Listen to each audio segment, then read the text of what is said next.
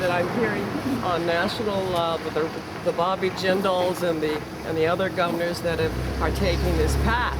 I don't hear anything original. I'm hearing what's best repetition. For Alaska, and what I is don't best, get that sense. And what is best for Alaska is for have all the information to be gathered and presented to all of you and our lawmakers, and that is why we didn't just have this big blanket. Well, yes, I hope you're doing that, but my sense right now is that I'm hearing the same language that I'm hearing nationally, and it's not sounding like you're thinking things through, and I hope you are doing it. My name is Nancy D. Cherney, and I'm with the Juneau Arts and Humanities Council. I'm the executive director. Yes, we had a little rally today because we got word that the Governor Palin had declined or rejected the funding from the stimulus package for education projects and the National Endowment for the Arts projects. She felt, I guess, that we were not capital projects or something along that line and didn't want to commit the state to some long-term funding that she felt might not be sustainable.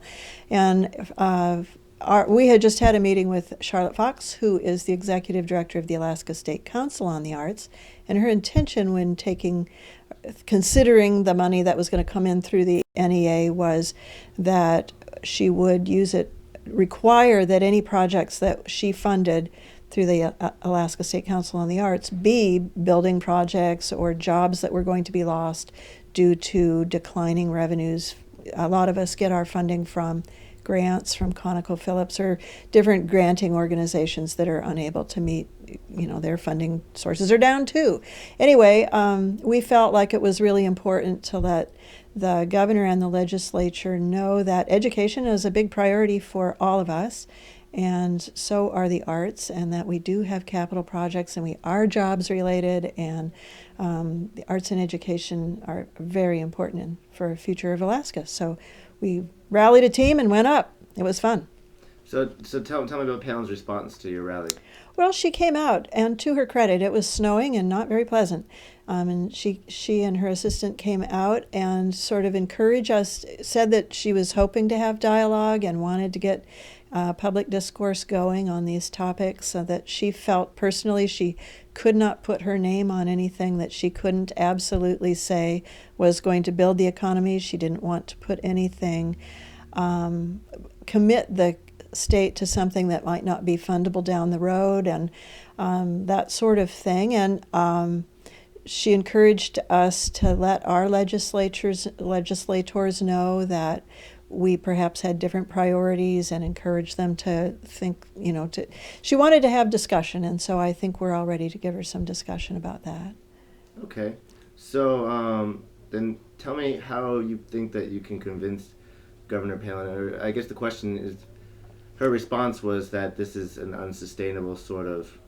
Yeah, and I'm not real certain. I mean, I'm not, maybe not stating what she said real correctly, but I do think that the important thing right now for people to do, if they're interested in making sure that this money does come into the state, is that they need to contact their legislators and keep on top of it. We have, I think, an April 3rd deadline for when the states can decide how much money that they want to come into their state. So I think I encourage everybody to go onto the Alaska State Legislature website, at least send a public opinion message. You can do that very easily by email. You can also call, or just contact directly each individual senator and representative. I think they take that more seriously. And we will, of course, be looking to see when the time is to go up on the Hill and be in the chambers for the hearings, because I think it's a little bit short-sighted, perhaps, to say that education and for example, our building, we have a building that needs a new roof, it needs weatherizing, and it needs electrical upgrades. That's building trades down the line, and we're ready to go with that. I consider it a job-ready capital project, which is what she's looking for. So I tried to find out where I should apply for those funds, and kind of got an answer, but I'm not sure I have the right answer. So I think we need to just keep it out there that there's more, we can do a lot with that money that's important. So do you feel like the arts are sort of at any sort of risk or any sort of danger, or do you feel like that this is just going to enhance us, where are we at right now with art? Well, I mean, with always the arts are the first things to get cut. And to be perfectly honest, if it's a choice between a soup kitchen, you know, you have to think about that. But like I said, I've got a project right now that would hire building construction trade people. It would buy paint from the paint store locally and the hardware store, and be the sort of project that, when it's completed, would add to the community and be a place of value in the economy here, I firmly believe. So I think that perhaps looking at the projects more specifically that might be available. I think there's probably schools out there, as one of the people in the audience pointed out, that we build a road that does cause operating costs down the road, because we have to maintain these things.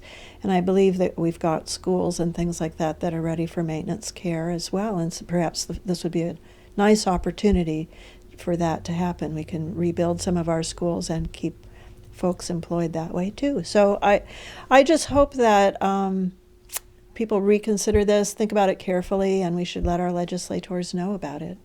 It's important. Okay, so if for all the listeners who feel like the arts and feel like job creation through the industry of performing arts and public art and whatever else. We're a business just like everybody else. Yeah. All right. Well, contact your legislator. Go through the Alaska website. Yeah. Probably the best way. Call, email. I hear you can also drop by in person. Absolutely. I think sometimes that, especially for those of us in Juneau, it's one of our advantages living in the capital city, and one of our duties, I think, for the rest of the state, is that we should carry the messages.